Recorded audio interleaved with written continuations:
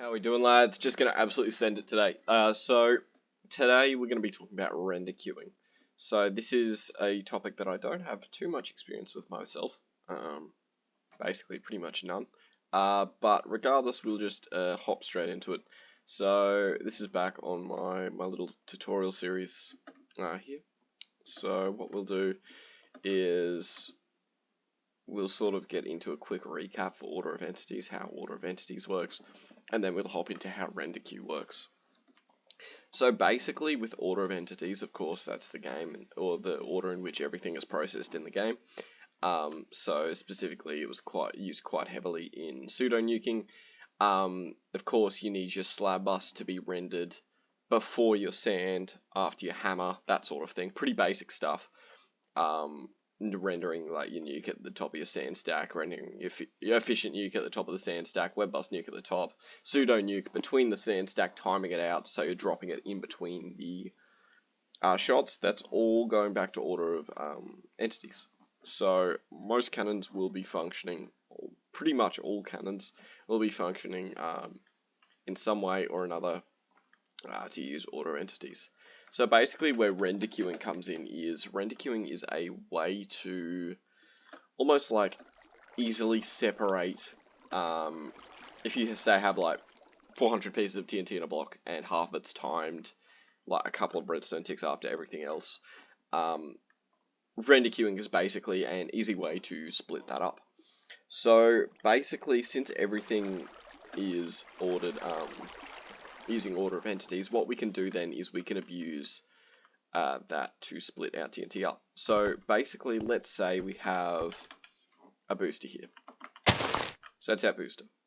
And in this block here, we're going to drop two 400, say, pieces of TNT, each have, let's say, 200 pieces of TNT in them. So we got, let's say, we'll label that power 1, and we're going to make this go off at, say, let's make this go off at 5 RST.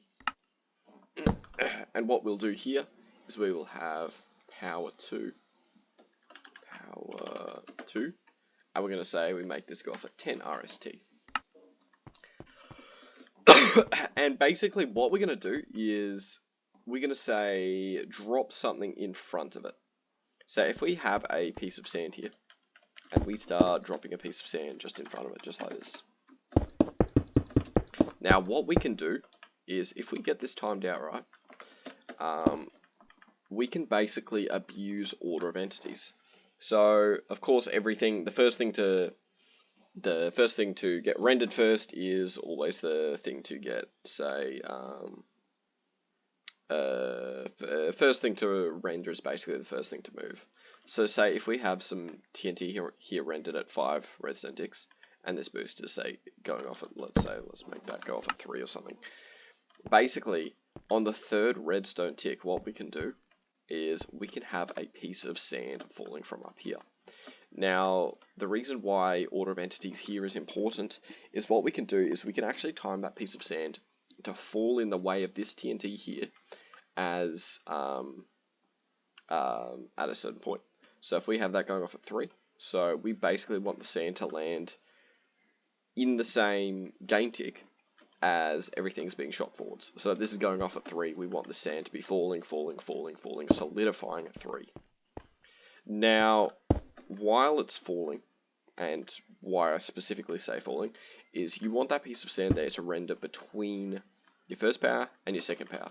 So we can say make this go off at 8. So basically what's going to happen now is, of course, the first thing to render is our power. So as that sand's falling down, let's say the sand's about there, and in the next game tick, the sand is going to fall at the bottom. So the first thing to get rendered first is our first power. So our first power is going to get shot through, just like that. So we have like a block here or something. First power gets shot through. Second thing, you'll notice that 8 is after 5 and before 10. Welcome to numbers. The second thing that's going to happen is this sand here is actually going to fall down and it's going to solidify. And of course, the third thing to happen is power 2 here, which is at 10 redstone ticks. So basically what's going to happen at this point is this power is going to fall down. It's going to hit that piece of sand there, because that sand is now solidified. So you can see there, Once that booster fires, we have now effectively split up our first power and our second power purely just based on its timings.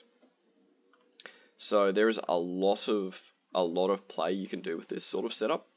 And sand is only one of the ways you can abuse render queue. So in many scenarios, what we can also use is pressure plates.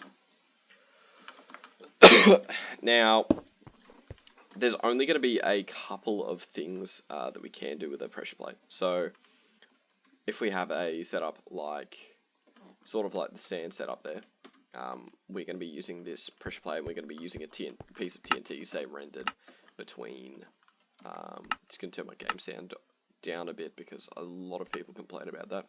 Turned off completely. Basically what we can do is we can drop a piece of TNT, say next to this trapdoor here. So again, first thing to move is going to be the first thing to, or the first thing to get rendered is going to be the first thing to move. So basically what we'll do is we'll use a trapdoor.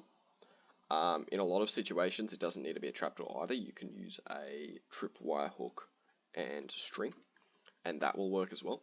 Basically, anything that's going to instantly pick up an entity will work here. So I believe that's going to be most of your stone trapdoors, your wooden trapdoors, except for, I think, your weighted pressure plates. I don't think you want to be using those for render queuing, because I think that adds like a game tick or something extra. But the most important thing is this is instantaneous here. So basically what we can do is we can have a situation like this, and on the end of this pressure plate you can pretty much hook up anything. Again though, you do want to focus on the things that go off instantly. Say fence gates and trapdoors are the big two that you're going to be using in render queuing, because these are both instant once you hit that trapdoor there. So let's say we have 4 boosters like this. We'll make it 5 actually. We'll just split these up. So these aren't giving exposure to each other. Basically what we can do from here then, again you can wire this however the hell you want. This is just purely for like demonstrative purposes. But basically what we'll do is we'll have that booster going off at 1, and we'll have this booster also going off at 1. Now what we can do is say we sort of have this as a hammerless setup. So what we can do is we can put this booster say on 5. We can, or not this booster, sorry, we'll make that our power. That can go off at 5. This can be our hammer. This can go off at 10. And what we'll do is we'll put this booster here somewhere in between the two. So we'll have it going off at say 7 or something. And basically what's going to happen then, these two boosters are going to go off in sync. Now, the first thing to get rendered is going to be the first thing to move first. So, this, say, lump of TNT, however much TNT it is going to all get pushed forwards, because it's rendered before this piece of TNT here. So that's all going to get pushed forwards, and it's going to get stuck into the side of this fence gate here. So basically what we can do is we have all of that TNT from that bottom dispenser going into there. Now, our second piece of TNT here is obviously going off at 7, so that's the next thing to render. So that's going to be shot forwards into this pressure plate here, and once it hits that pressure plate, it's going to open that pressure plate, because this is all instantaneous. This is going to be all going off in the same game tick. We now open that pressure plate using that piece of TNT there. It can be in a situation like that as well, where you like shoot the TNT over the top. Basically, as long as it interacts with that pressure plate within the like however long you're timing that off, basically it just needs to hit it at the same time that you're boosting everything through. Basically, yeah, so that's going to get shot forwards. Now, because this is rendered after this TNT, but before this top TNT here, it's going to get shot forwards, and it's going to power that fence gate there. Now, because that TNT at the back there has gone first, the stuff we have triggered at 5, it's obviously not going to keep its velocity. We've already lost all of our velocity in that trapdoor there, so there's no more on this one. But basically what's going to happen now is that TNT there, because it's going off before the top one, that's the second thing to move. Once it's moved over the top, once it's actually opened up that fence gate there, our third thing to render, which is going to be this TNT up here, going off at 10, will go off. And yeah, basically after that, since that's been rendered first, it's opened up the trapdoor, and that is going to get pushed straight through. So it's going to end up in a situation sort of like that. So there is purely limitless possibilities that you can do with this. This is how you are going to be making faster comps than, say, like 1 sec and stuff like that. If you want to go really, really fast, you want to use render queuing. Either using sand or pressure plates, trapdoors, fence gates, anything like that's all going to work for render queuing. So I'll just show you like a very quick and I guess fairly common little way of doing it.